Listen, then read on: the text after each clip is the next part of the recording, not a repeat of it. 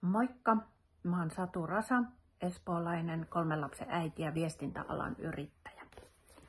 Mä oon kirjoittanut tämmöisen kirjan Kaamosväsymys, pimeän kauden selviytymisopas, ja nimensä mukaisesti se kertoo siitä, kuinka omasta talvestaan voisi tehdä pikkusen mukavamman.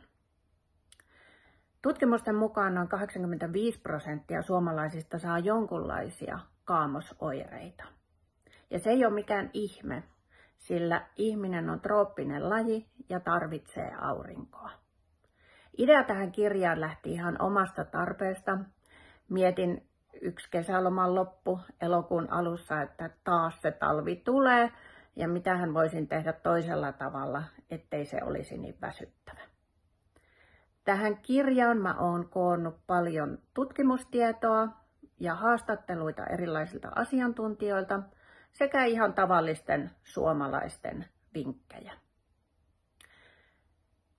Kaamosväsymys itsessään ei ole sairaus, vaan jokaisen täytyy löytää ne omat toimivat vinkit, että selviää tämän meidän talven yli ja sinne kevääseen, kun aurinko taas alkaa paistaa. Mukavia lukuhetkiä.